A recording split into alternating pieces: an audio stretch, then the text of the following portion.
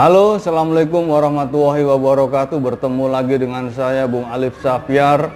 Tentu kita bertemu dalam situasi di mana kita saat ini adalah di masa transisi PSBB, sehingga saya harus mengikuti anjuran dan aturan yang disampaikan oleh pemerintah. Dalam hal ini terkait dengan protokol kesehatan, masker selalu ada di wajah saya.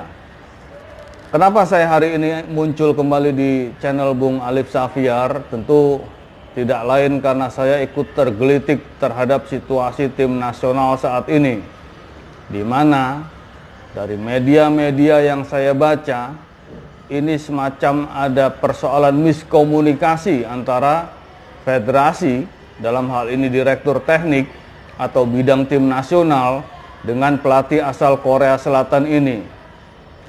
Sebenarnya menurut saya hal ini tidak perlu terjadi kalau saja kita bisa melihat atau kita menghargai bagaimana keberadaan pelatih ini.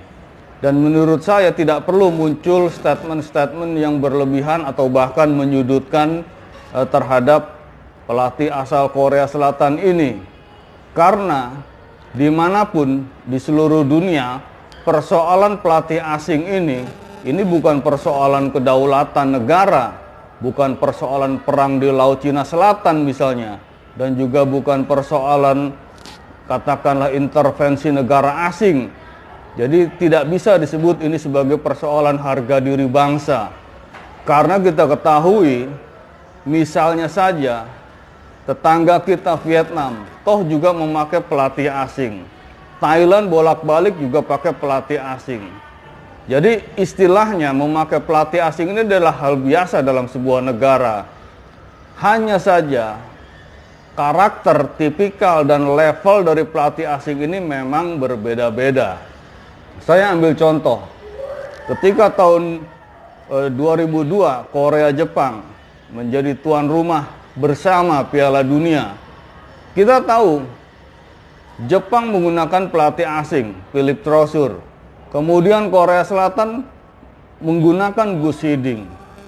Nah, mereka yang level sepak bolanya untuk ukuran Asia sudah berada di atas, tetap ingin mengupgrade kualitas sepak bolanya demi prestasi mereka pada saat itu di Piala Dunia 2002. Apa yang terjadi kita lihat, yang diminta oleh Gus Hiding pertama kali mereka datang adalah, salah satunya yang saya ingat, Gus Hiding meminta bahwa dia harus diperbolehkan membawa timnas Korea Selatan untuk tur ke Eropa.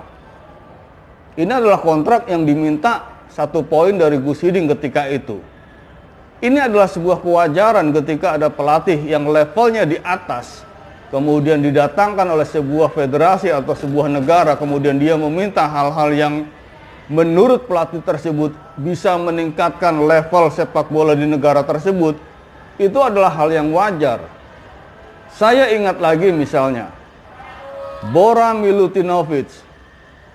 Saya pernah bertemu Bora Milutinovic di Stadion Senayan dan juga pernah ngobrol walaupun hanya sebentar di tempat penginapan dia di Hotel Mulia. Ketika itu dia katakan, salah satu pertanyaan saya adalah apa pandangan dia terhadap timnas Indonesia pada saat itu. Dia tidak ingin menjawab detail, tapi dia katakan bahwa timnas Indonesia punya kelebihan dari segi kecepatan, tetapi punya kelemahan dari segi stamina. So, saya bertanya kepada Bora, kira-kira apa strategi Anda? Dia tidak menjabarkan secara detail, tapi dia menyatakan bahwa dia akan berkoordinasi meminta kepada federasi agar pertandingan melawan Indonesia tidak dimainkan di Beijing, tetapi dimainkan di Kunming. Dan ternyata betul, permintaan Bora Milutinovic untuk menjamu Indonesia di Kunming itu terpenuhi dan dipenuhi oleh Federasi Sepak Bola Cina.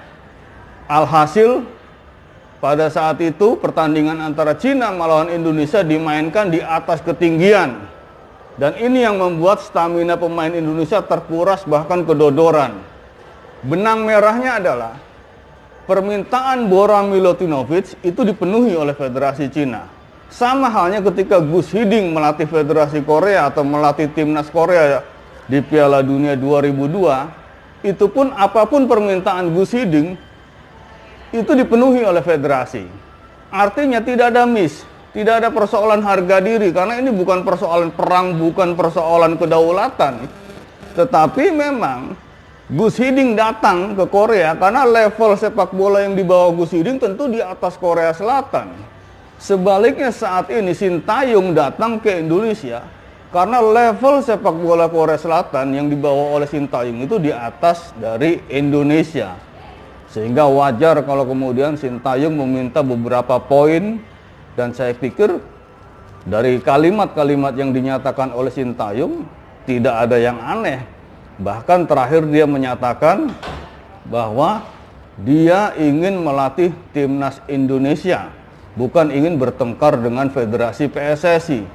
Ini kan tentu sudah menjadi, menurut saya sudah menjadi pernyataan yang final dari Sintayong bahwa dia tidak ingin membuat kegaduhan.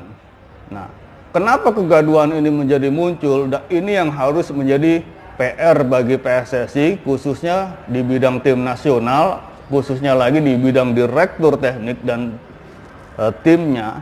Tak perlulah kita membuat kegaduhan. Dan kita harus memikirkan, kalau seandainya Sintayong gagal datang atau bahkan mundur, yang rugi adalah sepak bola kita, timnas kita, dan wajah federasi kita. Dan tentu kita tidak ingin pimpinan bangsa ini, pimpinan negara, Bapak Presiden melihat kegaduhan ini, sementara beliau berharap dan juga jutaan, puluhan juta rakyat Indonesia ingin agar tim nasional ini berprestasi, terutama di Piala Dunia tahun depan. Sehingga menurut saya adalah suatu hal keharusan bagi PSSI untuk menyelesaikan persoalan Sintayong ini dengan sangat hati-hati, sungguh-sungguh, dan tentu saja dengan arif dan bijaksana. Sekali lagi, ini bukan persoalan kedaulatan negara. Tidak ada kaitannya dengan kedaulatan negara dan harga diri bangsa. Ini adalah persoalan yang wajar dalam sepak bola, di mana seorang pelatih asing dengan level sepak bola di atas negara yang dituju atau yang dilatih, tentu dia membuat program, membuat skema, membuat roadmap sesuai dengan keinginan untuk bisa mengangkat kualitas sepak bola di negara tersebut. Ambil contoh sekarang misalnya, Sintayong menyatakan, mengajak untuk timnas melakukan TC di Korea Selatan.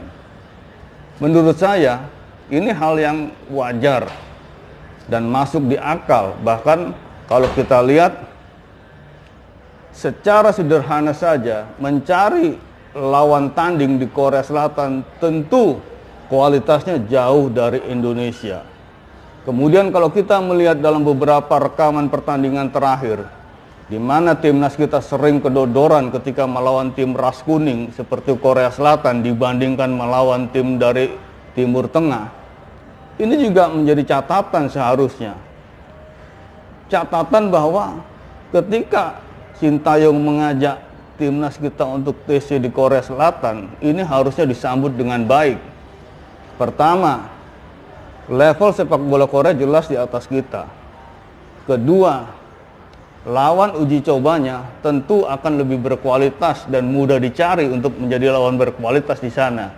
Dibanding misalnya, apakah kita akan melawan tim PON atau tim Prapon seperti dahulu-dahulu kala. Yang ketiga, dari catatan pertandingan timnas, timnas kita cenderung kesulitan melawan Korea Selatan atau tim dari ras kuning dibandingkan tim dari Middle East atau dari Timur Tengah. Ini fakta-fakta, data-data selama ini. Lantas kenapa kita keberatan kalau memang kita harus TC di Korea Selatan? Bukankah ini sesuatu yang justru bisa membantu banyak hal bagi kualitas tim nasional kita? Yang kemudian lagi adalah, sebenarnya kontrak yang telah ditandatangani oleh PSSI dan Sintayong ini kan juga bisa menjadi acuan bagaimana program yang akan dibuat Sintayong, terutama modifikasi setelah pasca adanya pandemi atau virus corona. Dan ingat bahwa keinginan besar Ketua Umum PSSI ketika mendatangkan Sintayong, saya berikan apresiasi besar. Ini adalah keinginan yang tidak main-main, keinginan yang luar biasa.